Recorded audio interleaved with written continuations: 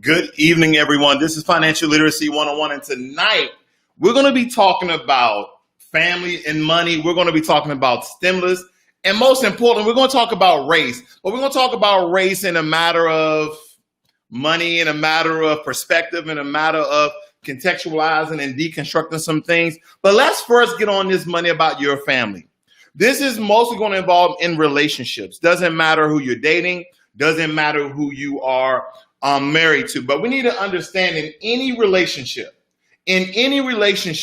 you guys need to have a budget, okay? And I'm gonna make this so simple that anyone can do this, because when you're sitting down with your significant other, good evening, Nolan Baptiste, sitting down with your significant other, the first thing, I'm gonna give you an acronym called SMART, okay?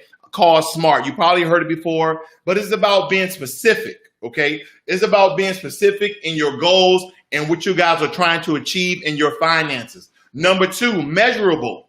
How you will know how to achieve that goal. What is your plan going forward, how to achieve that goal? Thirdly, achievable. Is it achievable with your current income? Not your projected income, not a raise, not your tips, not what you're achievable with the money that you have coming in today. These are the questions that you need to answer yourself. 4, are realistic. Realistic. If it's achievable, does it make sense in your situation? With your current situation, you're like, yeah, we have enough money coming in, but do you have to cut off the lights? Do you have to go from fresh foods to canned food? These are questions, ladies and gentlemen, that you absolutely have to ask yourself. If not, I promise you, boo-boo, you're going to find yourself in a heap of trouble. Because let me tell you something. There's a lot of things that actually hurt relationships, that end relationships.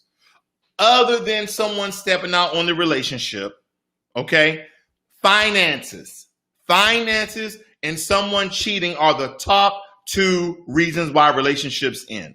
Doesn't matter if female, male, female, doesn't matter. Whatever relationship that you and that person are sharing, a household, an apartment, a condo, a double wide trailer, whatever place you have to live, there should be a sit down budget. It doesn't matter if it's 1 breadwinner or 2 breadwinners. It does not matter. You guys need to be specific, measurable, achievable, realistic, and then time based. Are you guys on a particular schedule? Good evening, DJ Cool. Are you guys on a particular schedule? These things are very important. You know what I noticed? That a lot of people do not know their income. What is your net income? Okay, let's look at this in very different ways. What is your income before taxes, but your true income is after Uncle Sam gets his? After government has taken their money out, and that's your federal and your state, and also your local government. How much money, after everybody put their hand in a cookie jar, how much money do you have left? See, some of you are going through these very tough times, very difficult times because of COVID-19, and it's making you put a magnifying glass on your finances because now you're struggling. Now you're looking for money. Now you're looking for dollars. Now you're looking for cents because you're like, you know what? I never really sat down and did a budget. I never really sat down and realized that, wow, wait a minute. Netflix is costing me $16 a month after taxes. So after a year of paying Netflix, I'm paying $100 some odd dollars. You never really sat down. You're like, well, I got Netflix, I got Hulu, I got Prime Video, I got this, I got that. You're looking at all your bills. And so now a lot of people, unfortunately, are out of work. Unfortunately, people are furloughed. Unfortunately, people are hurting and strapped for cash. So hopefully people are putting a magnifying glass on their finances. Now, granted, you have some mandatory expenses. You have some mandatory bills, okay? Whether it be your mortgage or your rent, your electricity or your water, your gas or your trash. You have some mandatory expenses, but the question is, what do you have after your mandatory bills? Then I would then ask, after your mandatory bills, how much are you saving? How much do you have left over? Because again, you guys probably heard me say this time and time again. If you want to take a vacation, you need to save for that vacation. Unless you're just filthy rich, then you're like, man, forget it. I'm just going to do what I got to do. Because some of you do a lot of what? Discretionary spending, splurging, discretionary spending, or a lot of window shopping, but you actually go in the store and actually buy it. Now, okay, granted, COVID-19 has really slowed some of that down. So some of you are not doing as much shopping, but you sure are shopping online. You know you are. You know your favorite store. You go online. You know your sizes. You know everything. And you're probably spending more money now. See, here's the thing. This is what I noticed. People are spending more money now than they were before COVID, especially those who still have their job, especially those who took that stimulus check and they just thought another one was coming. We're going to get on the stimulus, ladies and gentlemen. I know none of you are happy. I'm not happy. No one is happy, regardless of what political party you believe in, or about what political party you subscribe to. No one is happy with politics right now. See, they would like to beat up on Joe Biden on Fox News. They would like to beat up on Donald Trump on CNN. It really doesn't matter. No one is getting anything done. No one is getting anything done. So it really doesn't matter. You have to look out for yourself during these times. Now, you may be looking for a solution with your budgeting, seeing how much money is coming in and how much money is going out. There's a lot of free budgeting software out there. And granted, ladies and gentlemen, pen and paper work just fine. Pen and paper work just fine. But there's one from Nerd Wallet that's pretty cool. You have Mint. You have one that's paid is called YNAB. But listen, there's many options for you to actually create your budget. There are so many options. And here's the thing. Your budget, the way you go about your money, is a habit.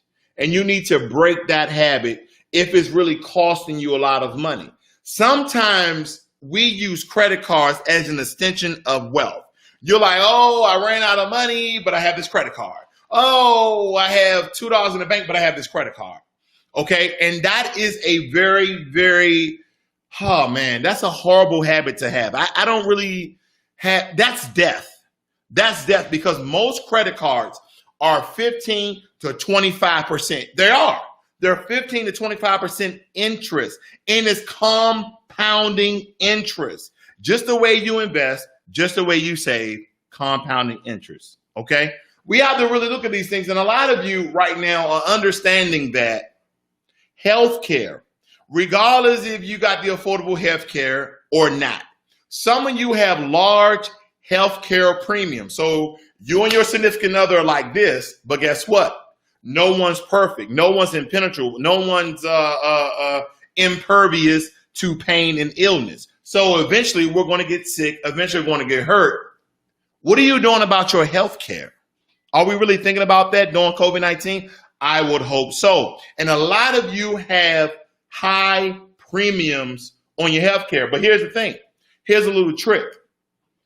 Did you know if you have high premiums on your health care, you can open up a HSA, okay? That's a health savings account. And you can actually transfer some of your 401k and in some instances your 403b over to your HSA to actually help you pay off some of your bills. Okay, some of you have $5,000, $10,000, $15,000. Now, granted, I don't know what the government is doing to combat COVID-19 healthcare prices. But listen, here's the thing, ladies and gentlemen.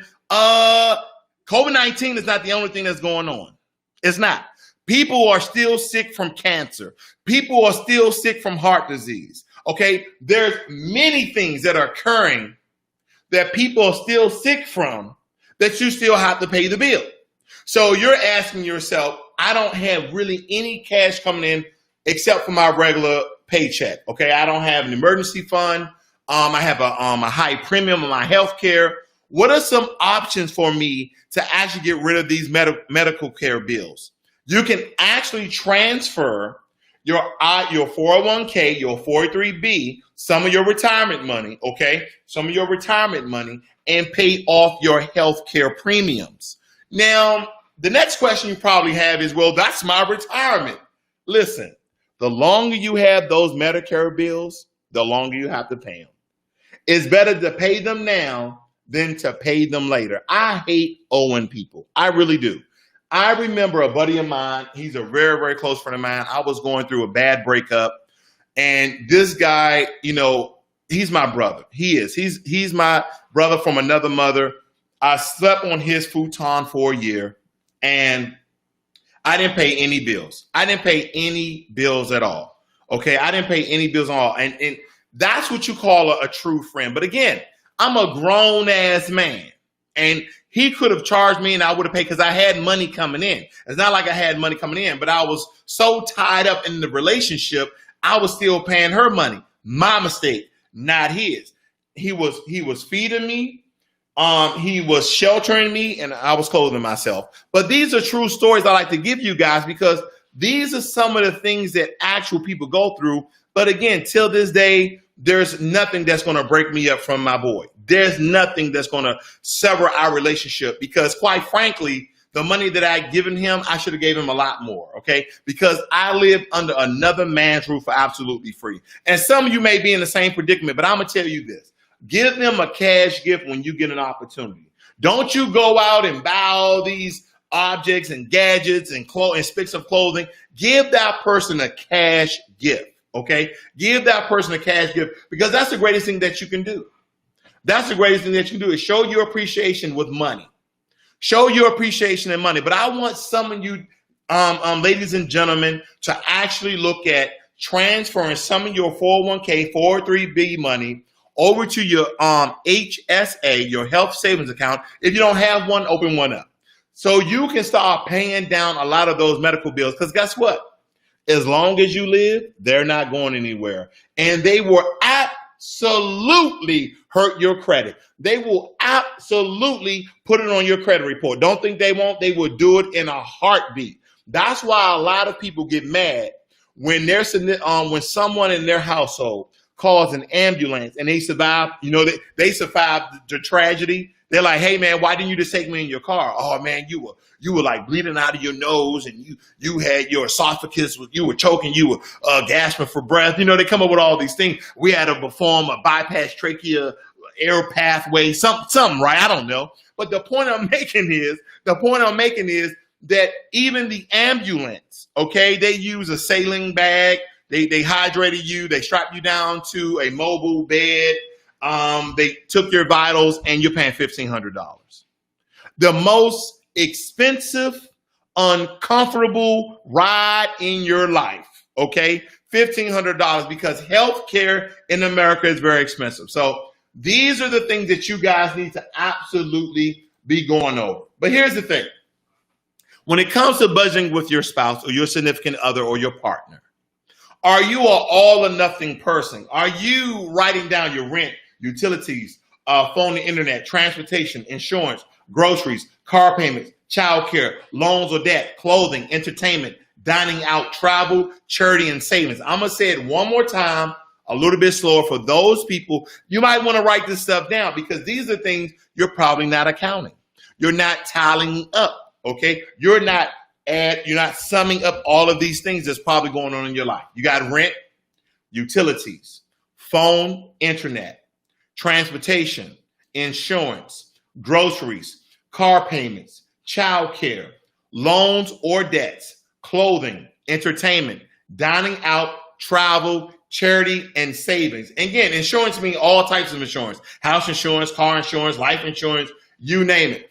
Because we understand that when we're talking about a budget could be absolutely labor intensive. It can be absolutely labor intensive. Good evening, 88. This can be labor intensive for everybody, okay? It could be labor intensive for everybody, but this is something that you most positively have to do. You have to sit down and create a budget and go over all your expenses, no matter how hard it is. and you have to fit in vacation, and you have to fit in, you have to buy a stroller for your newborn, or you got to set aside a budget for your babies. Whatever you have going on in your life that costs you money needs to be in the budget. And you need to sit down, not you by yourself, young lady, not you by yourself, young man. Doesn't matter if you're 60 or 20. We're all young in somebody's portfolio. I mean, if you're 80, a 60-year-old person is young. If you're, yeah, you get what I'm saying. But nonetheless, the point I'm making is this. You need to sit down with that significant other and create a budget, not by yourself. Because here's the thing. I'm going to tell you what significant others do. Oh, that's really your field. I'm not too.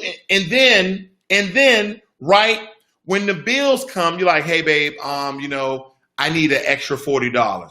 You need an extra $40 for what? Well, the electric bill came in, and I thought the electric bill was $150. Well, this month it was $200. Why is it? Well, you threw 3 parties. Oh, yeah. It will kill so many arguments when you guys sit down every month and you go over bills. Me and my significant other went over bills today, and we're like, hey, we had to pay HOA fees. So, well, these bills already came out, so we had to put an extra $200 back into the joint account. That leads me to something else. Now, a lot of you argue about would you should have a joint account, separate accounts. Have both. It's too easy. Have both. Now, when it comes to finances, please be transparent. If this is the person that you're going to spend your life with, because a lot of times, we move in with people and we know that we're not going to spend the rest of our lives. That one I don't want to touch. But if you're going to spend the rest of your life with somebody, whether you're about to be married, you're thinking about marriage, or you're married, be transparent about your bills. Be transparent about your finances.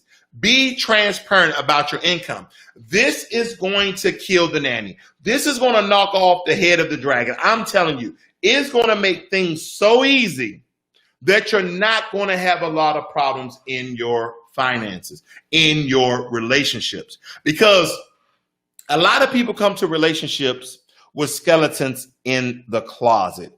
A lot of people come into relationships with 2 dragon heads, and you're the third, right? You're just breathing fire into that relationship. I don't mean hot, steamy. I mean like you're killing it literally. You're killing it figuratively, okay? Because you're not revealing your deepest, darkest financial secrets. Your deepest, darkest financial secrets. Like, oh, by the way, I love you, but I have $100,000 in medical debt. I have $100,000 in personal loan debt. I have $50,000 in school debt. You need to let your significant other know the truth about your finances, because I'm telling you, other than cheating, finances is the number 2 reason why people break up. And if you love that person and you believe that person loved you, you will reveal those deepest, darkest secrets. I'm just giving you the point, because your financials matters. That's the bottom line, ladies and gentlemen. Your finances matter. Believe me when I'm telling you, it matters like nobody else's business. It absolutely does. It absolutely does. It says there's something wrong with the connection because it keeps going and coming back. Okay. Let's see what's going on, ladies and gentlemen. I don't know what's going on. He said that it's coming and going back. Hopefully you guys got me now. Hopefully I'm back. Take a sip for stress. Good evening, Ms. Lampkin. Good evening, ma'am. Thank you for joining me this evening. And we're moving right into stimulus. Hopefully you guys still heard the verbal. But we're going to move right into the stimulus, okay? We're going to move right into the stimulus. Sorry for the connection problem. I have no idea. But I'm going to read a little bit to you guys, because this is going to be, the stimulus is going to be quick. It's going to be quick.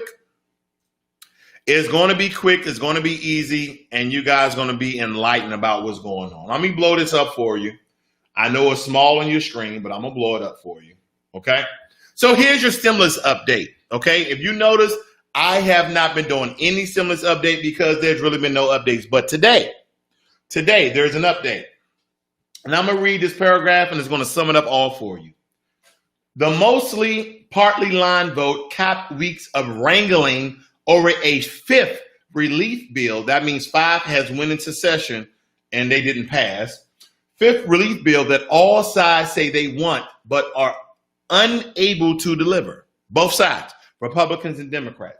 The bipartisan spirit. We're going to this together, Republicans and Democrats, for the American people. No, that's not it. The bipartisan spirit that power earlier and aid measures have given way to election season, political combat, and name calling. The 52, this is very pertinent, the 52 to 47 vote fell well short of what was needed to overcome a filibuster and seems likely to end hopes for coronavirus relief before the November election. So they needed 60 votes. They fell 8 votes short. So what they're basically saying in this, ladies and gentlemen, you're not going to receive any support, any help when it comes to the coronavirus. You're not going to receive any help, any support when it comes to coronavirus. You're absolutely not. Okay? The bill, again, they put the fifth bill into action to vote on it. The vote came back 52 to 47. They needed 60. This happened today. That's why I'm giving a stimulus update. If you notice, I haven't done a stimulus update until they took that recess a month ago. Because, ladies and gentlemen, let me tell you something. I have a couple of friends in the YouTube world that do stimulus updates almost every day. And are there updates? Yes, they are updates because a politician comes out with some sort of information that is essentially an update. But there's nothing that's going to occur in our own reality, okay? It's kind of like a talking point. It's kind of like lip service. Like, all right, the Republicans, we're thinking about giving the American people $1,200. We're going to kind of just do with the heroes or the, listen, same old.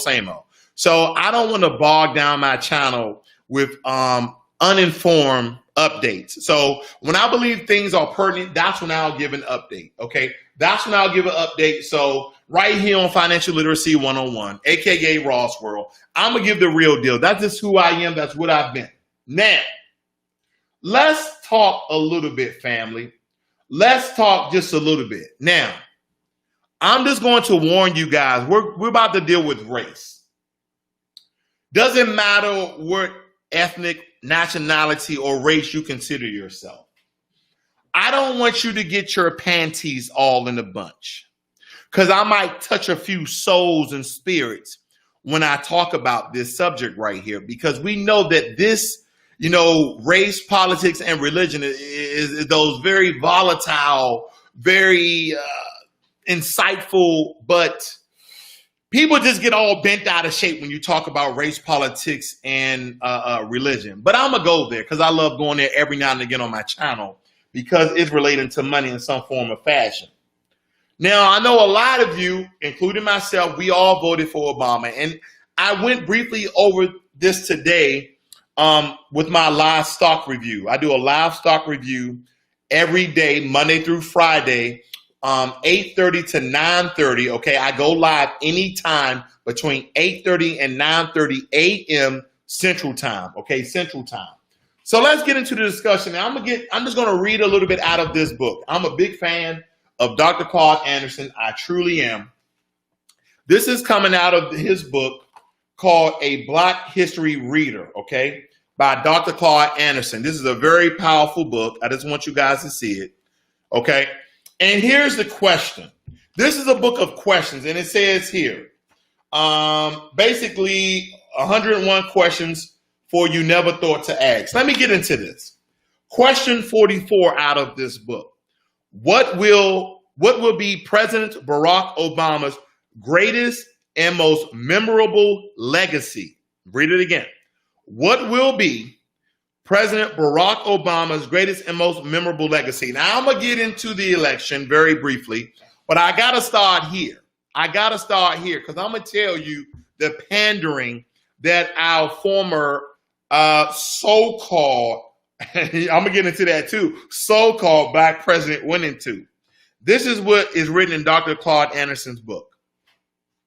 In a speech to the Congressional Black Caucus on September 8, 2016, President Barack Obama told the assembled black audience, "I will consider it a personal insult. I will consider it a personal, not a political, a personal insult and an insult to my legacy."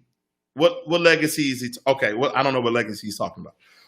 If the black community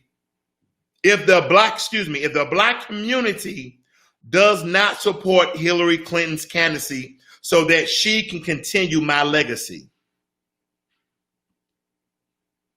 he will consider it a personal insult, talking to black people, if the black community does not support Hillary Clinton candidacy so she can continue my legacy. Donald Trump, however, was elected as president of the United States of America, and a shocking reversal of voting patterns. Black voters gave Donald Trump 3 times the number of votes they gave the Republican Party in the past 65 years of presidential elections. Black voters who switched their political loyalties from Hillary Clinton and the Democratic Party to Donald Trump sent up a distress signal. These black voters did not want continuation of President Barack Obama's legacy, nor the traditional way Hillary Clinton and the Democratic Party have viewed and treated black Americans. The way they treated us were like their bald-headed stepchildren. Blacks wanted a change in their social economic conditions that Obama did not address during his 2 terms. This is what Dr. Claude Anderson is saying, and I agree with Dr. Claude Anderson 1,000%. Blacks wanted a change in their social economic conditions that Obama did not address during his 2 terms. Black voters gave Barack Obama nearly 100% of their vote in both of his national elections, but the quality of life gap between blacks and whites widened. The gap between blacks and whites widened while Obama served as president. That is coming out of Dr. Claude Anderson, a Black history reader. Okay, powerful book. I got all types of Dr. Claude Anderson books over here, all over my table, because the man he is airing all the dirty laundry. I got the Dirty Laundry 1 and 2, Dirty Little Secrets 1 and 2, you name it. Of course, your boy got Powernomics, okay? I just want to point that out really quickly. And before I move into my next segment, let me take a moment for an adult.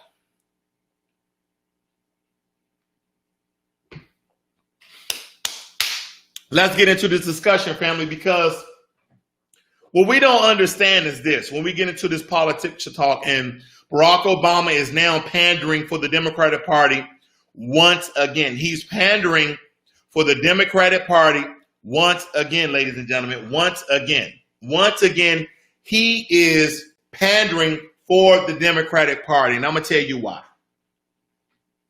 I'm going to tell you why. The man is getting paid. That's it. That's the only I can think of. He's getting paid in some form or fashion because he didn't do nothing for black people. Okay, he didn't do nothing for black people. And the Democratic Party has not done nothing for black people, but they keep coming for our vote. And they keep sending these agents. I just watched Dr. Boyce Watkins with Ethan Thomas. And the only thing that Ethan Thomas had to say about Donald Trump is that Donald Trump is evil. Because we understand that the information that has come out, that Donald Trump knew about how the coronavirus was contracted through the air, blah, blah, blah. But we all knew this, ladies and gentlemen. And listen, hold up, because I know some of you want to take this out of context. I'm not a Republican. I'm not a Democrat, and I'm not an independent. I didn't vote for Donald Trump last term. I voted for Hillary Clinton because, of course, I was tied into that whole ram of voting for the Democrats. Time after time after time after time. I've done it. You've done it. Okay. Just as a disclaimer. Where do I stand at today? I am not voting until, okay? I'm not voting until some party, any party, independents, Democrats, Republican, give reparations, resource, and access to foundational Black Americans. That is where I stand. That is where I am. Okay, let's move on. So you heard what Barack Obama said. Okay, that was verbatim out of Dr. Claude Anderson's book. Now, let me put something else. Let me put something else into perspective for you people. Let me put something else into perspective. That way you totally understand. Let me see if I can just zoom in on this, because you guys need to see this. Okay, you guys need to see this. You absolutely do. Listen, look at this. Let me see if I can hide the messages. Here we go.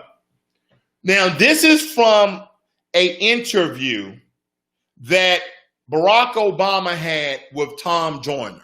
Okay, Tom Joyner, Barack Obama, we know they're part of the boule, the 1% of Black people who want to hold and keep power and not disperse and distribute that for the Black community. But that's neither here nor there. Here we go. The focus of this report and the submission will be on the word Black and its contract, Joyner, legal obligation, and commercial liabilities under international law, treaties and statutes of the United Nations, International Decade for People of African Descent. Now, let's get into this. The problem that people of African descent, okay, it's a misnomer, African Americans. But this is what happened.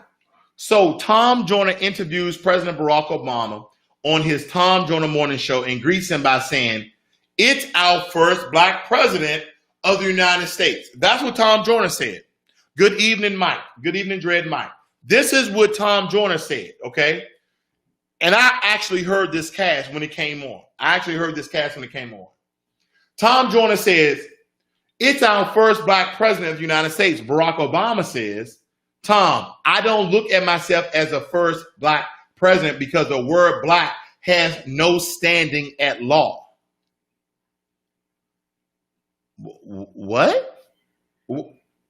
Wait a minute. We voted for you because you was an intelligent Black man that we thought you was going to do something for Black people, but now you're not Black.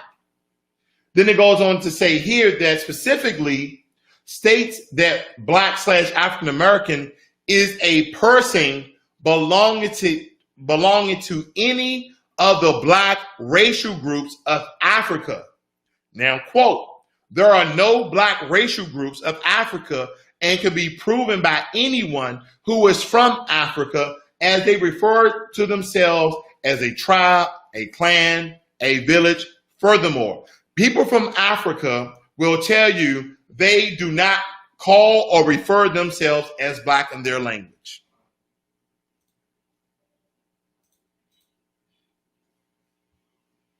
I didn't do it, family. I didn't do it. This is what we are going through.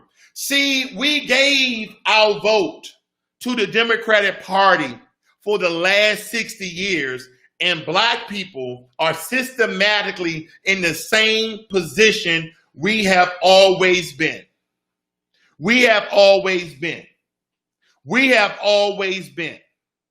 And I have people to comment on my videos all the time.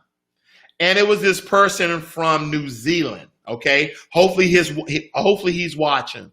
And he was basically saying that Black people shouldn't be asking that we should get our community together. Does he understand that everybody in America that America has done wrong, that America empathizes with, they give them tangible, they give them some form of reparations? But once again, Black people are the sacrificial lamb. We're the workhorse for everybody else. These are the problems that we're going into. And a lot of you are now being conscious of what did not happen under the Obama administration. And your friends, your family are pushing you, or maybe you are the one who are pushing other people to simply vote. Look at this. This is what I'm going through. My feed is keep going in and out. Okay? It's keep going in and out because I don't think nobody wants you guys to hear this message. Okay?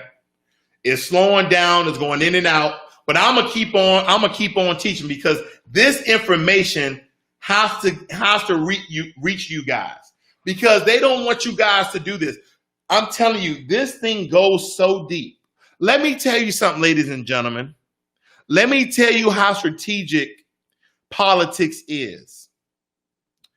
You guys all heard the interview that was played on CNN or on Twitter or on Instagram about President Trump knowing about how the coronavirus is actually contracted to other people, how people actually get the coronavirus.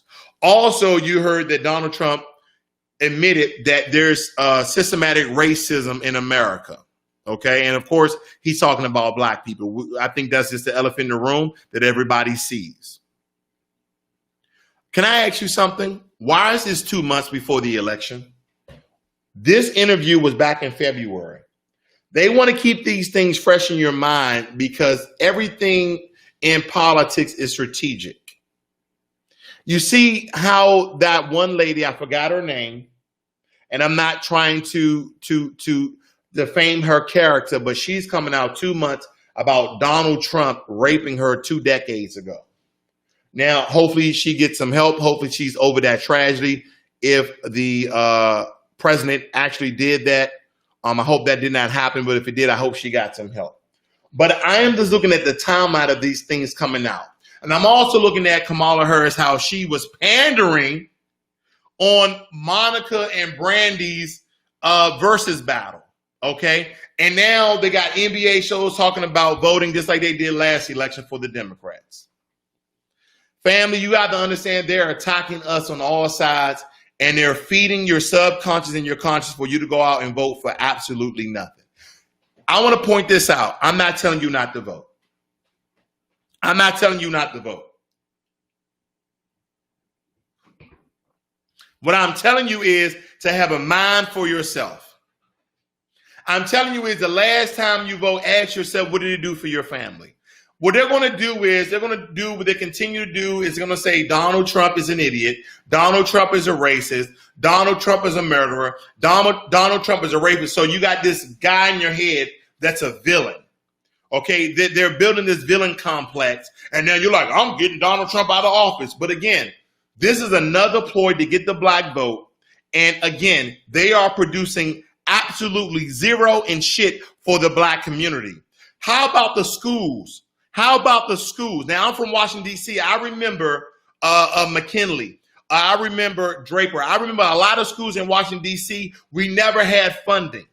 Our books were torn apart. We never had the new edition. But when I went to Upper Northwest, when I went to Wilson High School, it was a public school, but in a white neighborhood, their books were brand new. They had the latest editions. We don't have funding for our schools. We don't have funding for our school, ladies and gentlemen. Let me tell you something. We have underfunded black community in our schools. Our environments, our living environments are unfunded. Flint, Michigan water is still toxic. Black businesses are still underfunded. As a matter of fact, a lot of black businesses during COVID-19 didn't get any of those reparations. They didn't get any of that COVID-19 money. They didn't get anything of the CARES Act. Not at all. What about mental illness in the black community? If you notice, police have been murdering a lot of black people who have been mentally ill. They get called on the scene. They already know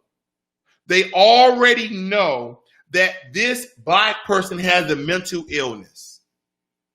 So instead of taking out non-lethal force like a taser, like pepper spray, you know what they do? They pull their guns first. You mean to tell me a person with a screwdriver, a person with a bat, a person who may set up the throw a punch, that's endangering your life and you have a taser? That's endangering your life when you have pepper spray?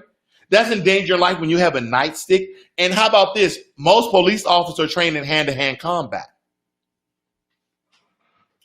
What about this discriminatory business hiring in America? Redlining of neighborhoods. You know, redlining of neighborhoods is an old term, but the new term is gentrification. You know it is.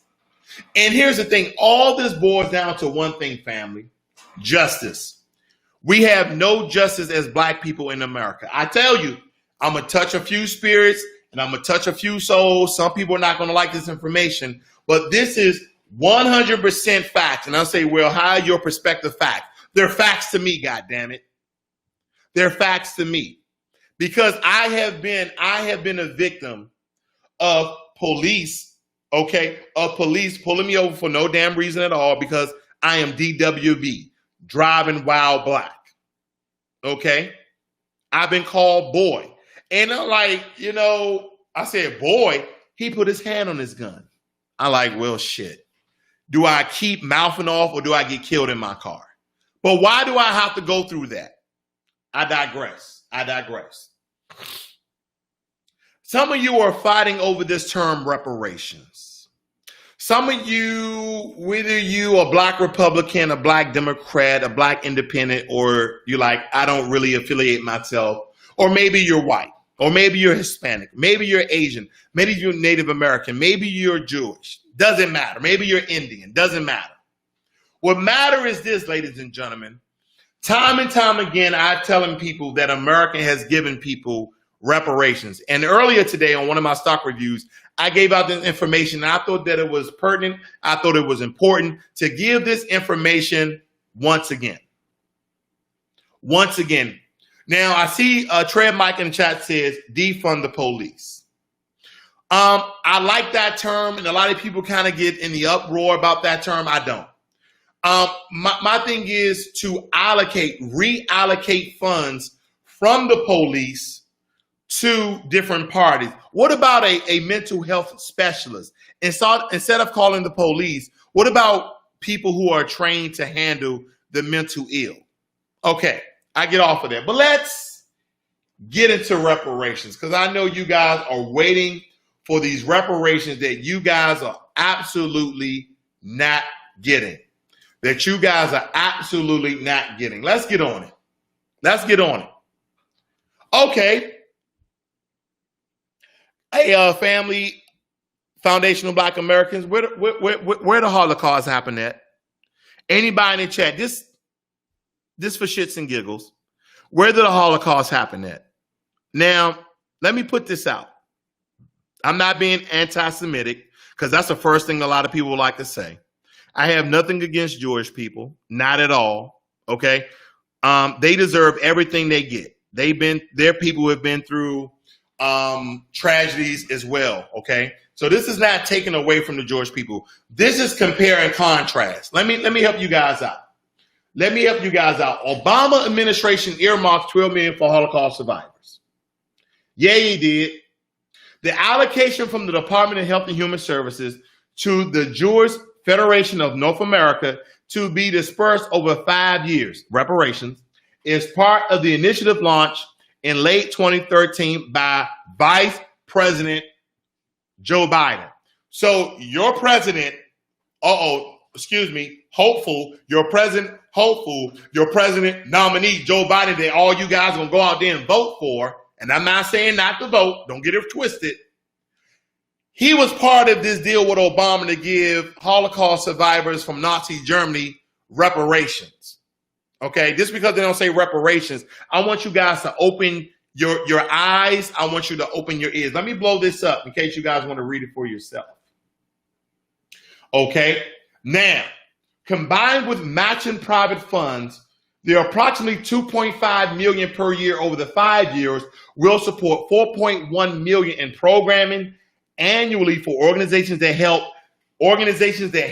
Holocaust survivors. Okay, the JFNA, that's your Jew Federation North America. According to the JFNA, the funds will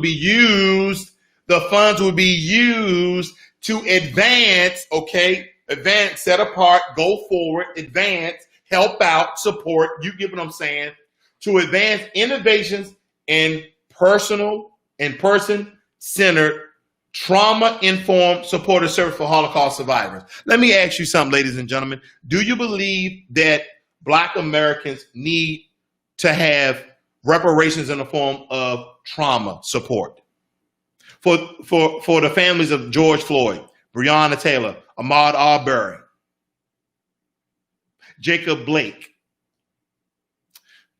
Let me tell you, family, the guy who called the police up in New York and they put a bag over his head and suffocated him. Do you think they need trauma support? You don't think they have some sort of PTSD, or they may have some sort of underlying mental condition from seeing one of their loved ones get killed, get shot? Let me read on. With this award, we will be able to advance our efforts to provide crucial services to vulnerable survivors, including those living in poverty.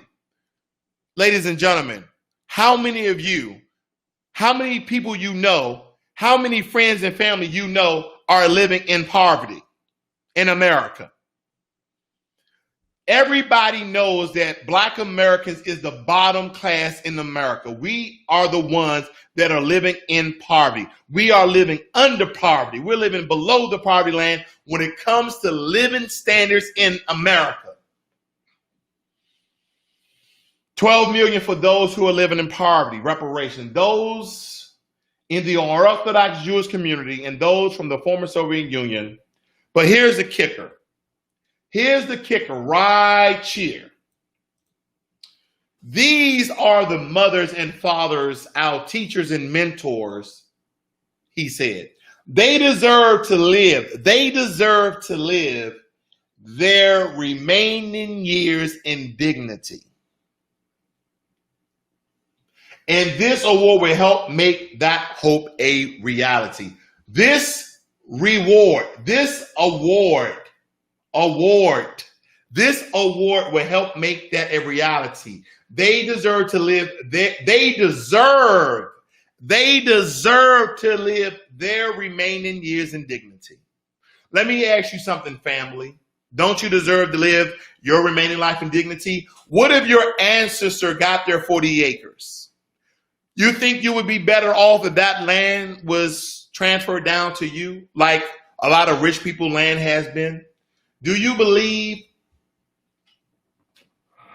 reparations for the Jews that came to America from Nazi Germany, that they endured a lot of atrocities under the hand of Hitler in the third rank in the Nazi Germany? These people deserve everything they get, but my question is, what about us? Michael Jackson said, I don't really know, but they don't really care about us. Who do you think he was talking about? Who do you think he was talking about? I'm going to say he was talking about the government. I'm going to keep it like that. Let's move on.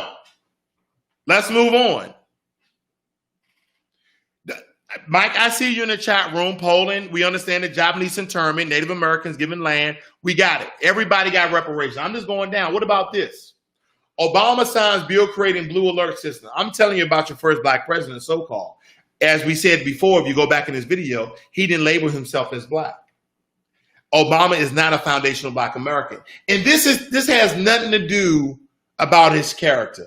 Now, don't think I'm attacking Obama's character. I think he's an intelligent, upstanding guy. He has a lot of charisma. He's very polite.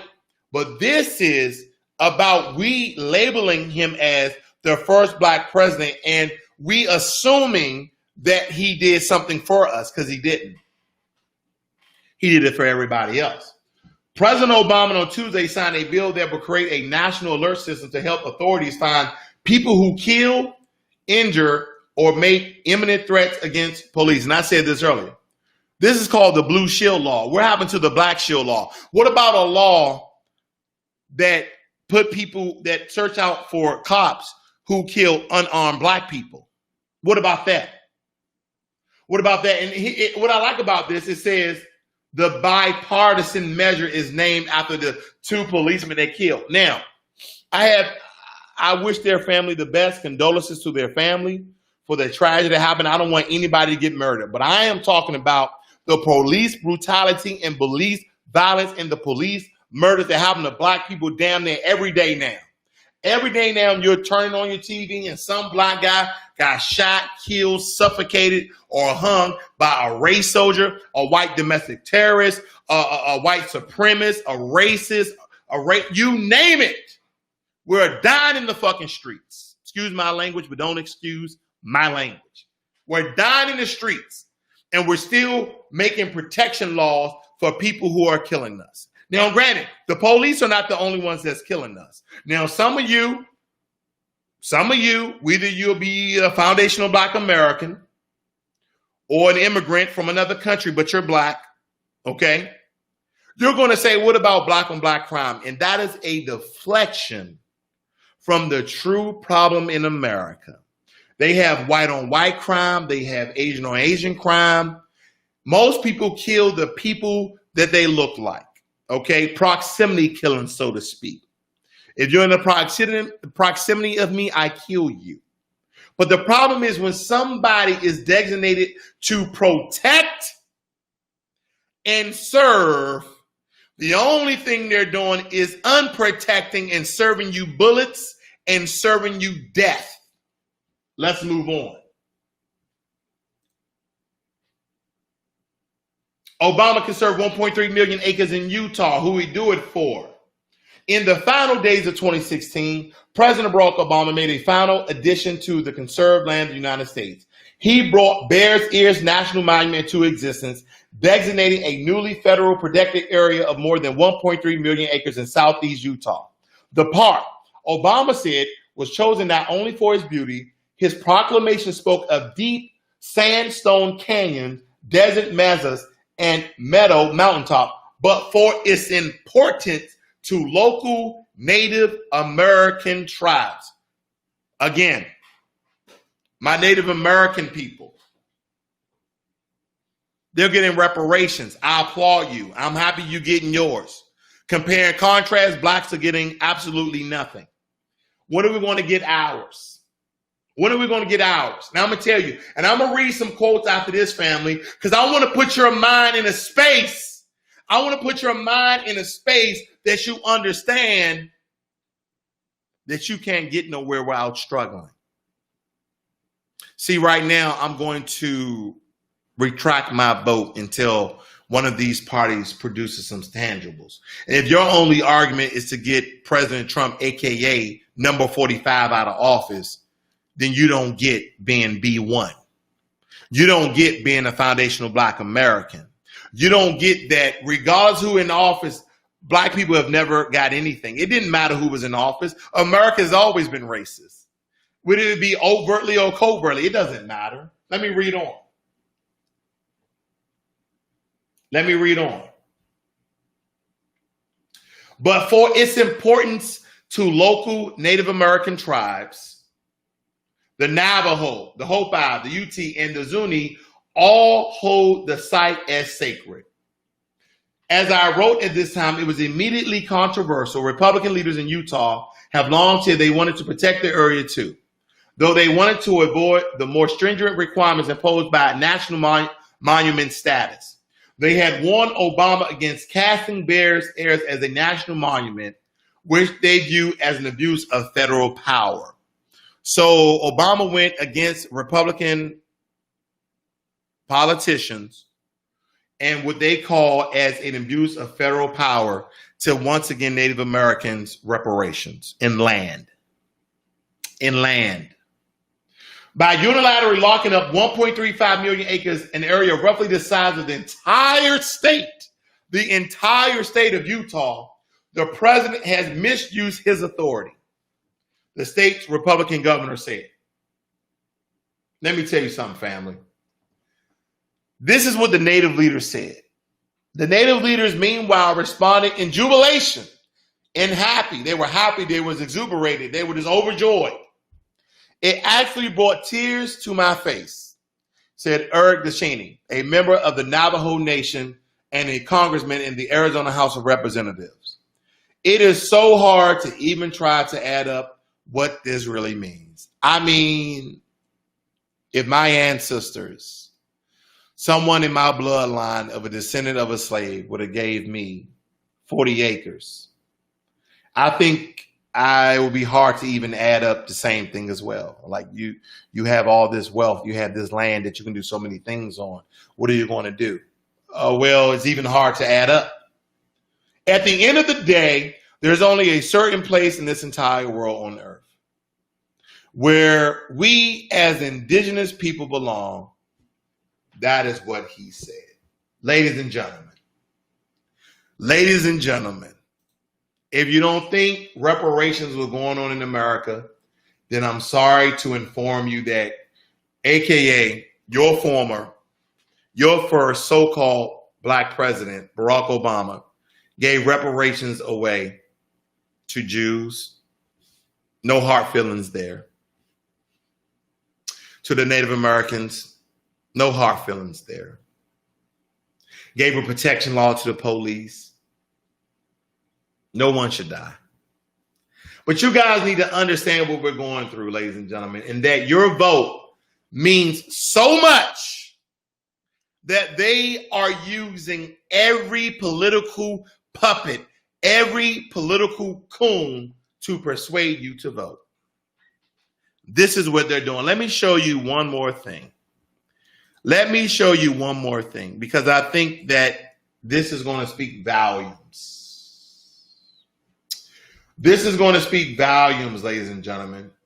I'm going to show you what America has been doing to black people for a very, very long time. This right here. This is what America says to black people without absolutely saying it. I have set aside this cake specifically for you minorities. White women, you get a slice. White men who are 1/85 of Native American, you get a slice. White Latinos, you get a slice. The gay community, white gay community, that is, you get a slice. Asian community, you get a slice. And black Americans, you barely get crumbs. Oh man, listen, ladies and gentlemen, I'm just giving you the truth. I'm just giving you the truth, ladies and gentlemen. That is what I am doing. That is what I'm doing. I don't want you guys to think that I'm trying to persuade you guys not to vote. I am absolutely giving you the truth because you absolutely need to understand these things. Let me tell you what Frederick Douglass said. Frederick Douglass said, what'd he say? If there is no struggle, there's no progress. If there is no struggle, there's no progress. So for some of you, if you don't vote, if you vote is a struggle. I'm telling you, a good idea would be to not vote until they produce tangibles. That's what I believe. That's what I believe, that you shouldn't vote until they produce tangibles. I'm not telling you not to vote, though. I'm not telling you not to vote. What did Marcus Garvey say? Marcus Garvey said, man, listen to this. A people without the knowledge of their past history. A people without the knowledge of their past history, origin, and culture is like a tree without roots. If you don't know your history, if you don't know your origin, if you don't know your culture, you are a tree without roots. If a tree doesn't have roots, what happens, family? It dies. It dies, doesn't it? Doesn't it die? Doesn't it die? What did James Baldwin say? To be a black person in this country, and to be relatively conscious, to be a black person in this country and to be conscious is to be in a rage almost all the time. Because when you're conscious, you understand what's going on with you. You understand what is happening to you. To be a black person in this country is to be a black person in this country and to be conscious It's almost like being in a rage all the time. Just in a rage because you know what's going on. Don't take my word for it, family. Everybody before us, everybody now is telling us about us. Now, one of my favorite novelists, authors, speakers, civil rights activists is John Henrik Clarke. John Henrik Clarke. Of course, I love my boy, Dr. Claude Anderson. I love all these guys, right? I love living legends, and I love those who have gave their life. John Henrik Clarke said, powerful people, okay, white supremacists, they're powerful. They're powerful because they know how to persuade, influence, trick Black people into doing anything they want them to do. We don't have our own minds because they'll get Cardi B, they will get athletes, they will get entertainers. Have you noticed, did they get any Black intellectuals? Have you noticed that they really haven't got any Black intellectuals? I really even, you know what's funny? I haven't seen Eric Dyson because, you know, I also believe that they had him in his pocket, but I haven't seen him lately. I haven't seen Cornel West lately. But nonetheless, John Henrik Clarke said, powerful people cannot afford to educate the people that they oppress. Listen to me, family. You might want to go look some of these guys up. Powerful people cannot afford to educate the people that they oppress because once you are truly educated, you will not ask for power. You will not ask for power. You will take it. You will not ask for power. You will take it. Let me tell you why this is so important. Being powerful as a race and being unified on one thing is not voting until some political party produces tangibles to the Black community. And I don't just mean in the form of a check. I mean a check. I mean resources. I mean access to resources. I mean all of the above. Justice across the board. Justice in the hiring practices. Justice in the amount of salary that you will receive. Justice, equal justice in absolutely defunding and reallocating funds from the police. Justice in every branch, every aspect, every segment, every part, every compartment of America. Justice in our neighborhoods, rebuilding the slums that you guys have put us in. Justice in reform of building Black communities, building Black workshops, so we can have some tangible skills to feed our families. Justice. What else did John Henrik Clarke say? This is very powerful, family. Whoever is in control of the hell in your life is your devil. Whoever is in control of the hell in your life is the devil. Let me tell you who's my devil. Race soldiers, white supremacists, the government that oppresses us, white domestic terrorists. And I'm going to leave you guys with this.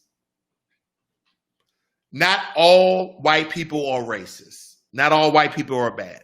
I'm not saying that.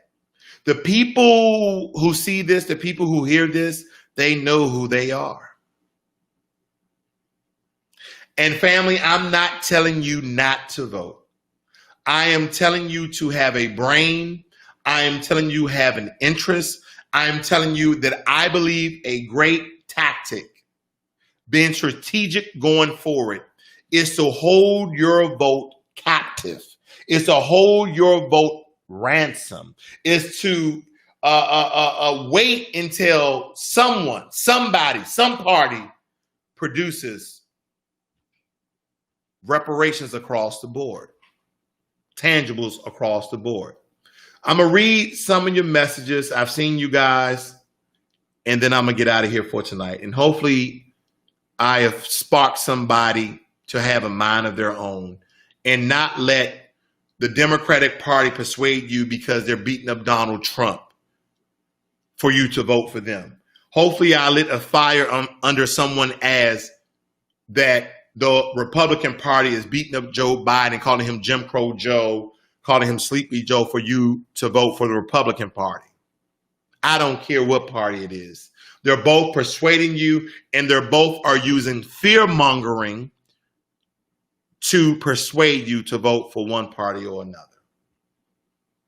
This is the great deflection.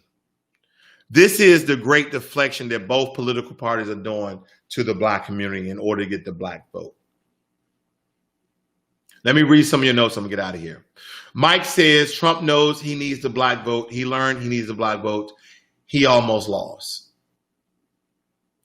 Mike also said Trump said during his running for president that our schools are poor.